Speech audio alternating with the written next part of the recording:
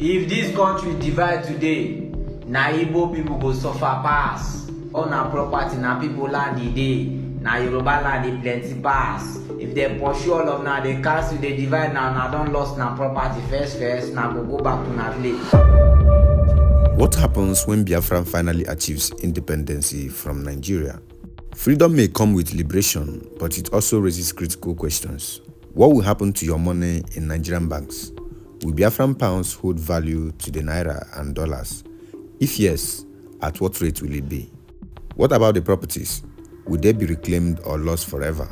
In this video, we'll be exploring the future of Biafran economy, its currency, and the untold truth behind Igbo billionaires' silence on independence of Biafra. Stay tuned, hit the like button and subscribe to uncover the realities of a new Biafra. No doubt, to understand the future, we must revisit the past. The Biafran pound, introduced in 1968 during the Nigerian Civil War, symbolizes the Republic of Biafra's quest for sovereignty.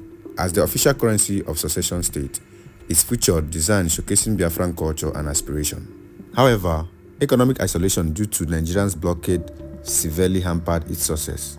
While the currency was accepted locally for domestic transactions, it was not recognized internationally, rendering it useless for foreign trade. Hyperinflation, dwindling resources, and the high cost of war further weakened its value, making the Biafran pound a short-lived financial experiment. After Biafran's defeat in 1970, the Biafran pound became worthless, leaving citizens in economic despair.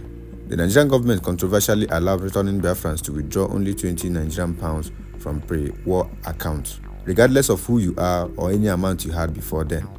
This history of financial exclusion provides a backdrop to the current question: what happens to the asset in Nigerian bank if Biafra achieves independence? When Biafra achieves independence through a referendum, the fate of money held in Nigerian bank by people in the southeast becomes a complex issue. Countries that have split, such as Sudan, South Sudan, have faced similar dilemmas. Typically, negotiations determine whether saving will be converted into the new currency or reimbursed by the previous government. However, such agreement depend on the terms of the separation. That's why I suggest in Biafran case, the Nigerian government may resist reimbursing or converting funds due to political tensions. This raises the question about whether Biafra would establish a conversion rate for Naira savings or ask its citizens to start afresh with a new currency. Without proper negotiation, citizens could face a financial reset, much like after the Civil War. Some critics have argued that the determinant of what will happen to the Naira is based on how Biafrans separate from Nigeria.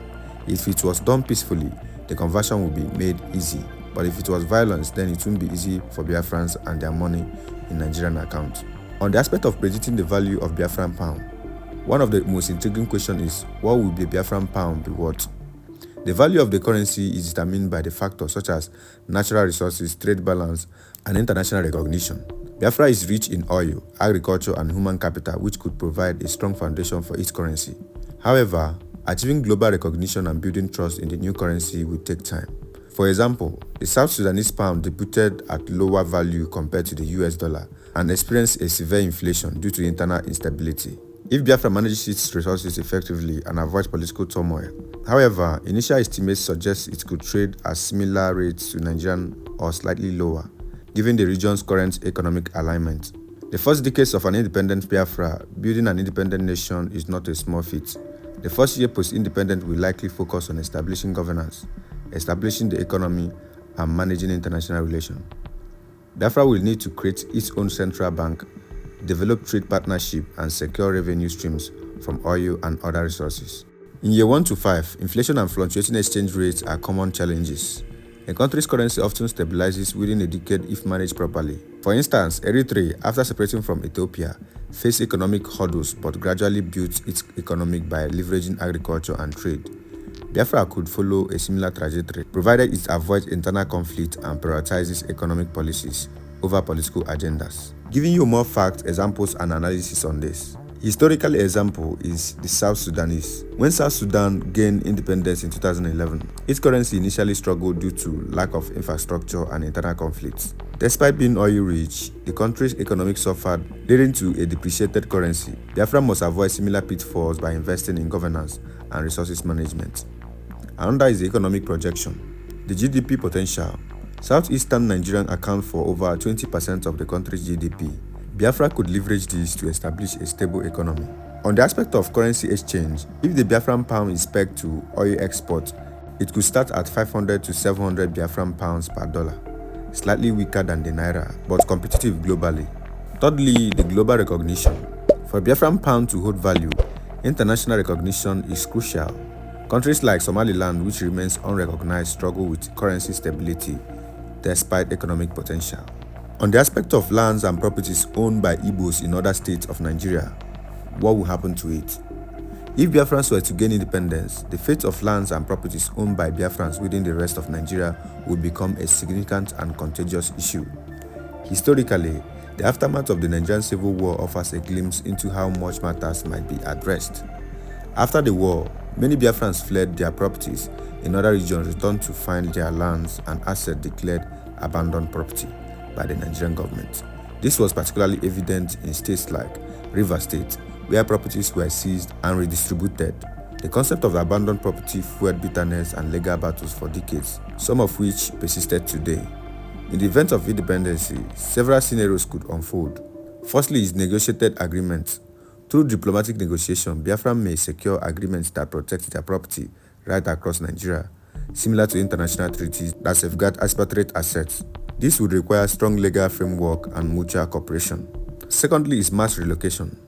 Independence could prompt many Biafrans to sell our abandoned properties and relocate to the newly formed state. However, selling properties may be hindered by political tension and local resistance, as seen in post-war Nigeria.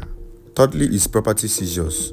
Without clear agreement, hostilities could lead to another wave of property seizures by individuals or state governments, particularly in the region where Biafrans have significant holds.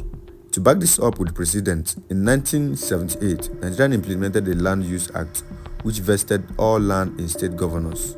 If Biafra achieved independence, the Nigerian government could theoretically use a similar policies to relocate lands owned by Biafrans. Furthermore, international law does not automatically guarantee the protection of properties in succession cases unless bilateral treaties are established. The fate of Biafran properties could largely depend on the nature of separation, whether peaceful or hostile, and the political will to address the rights of individuals caught in the transition. In conclusion to all this, as Biafra inches closer to a referendum, the question surrounds its financial future remain critical, from the fate of bank savings to the value of Biafran pound. These issues will shape the economic destiny of millions. Will Biafran leaders rise to the occasion and manage the transition effectively, or will history repeat itself? What do you think? Can Biafra create a strong and stable economic post-independence? Share your thoughts on this on the comment section, and don't forget to like and subscribe.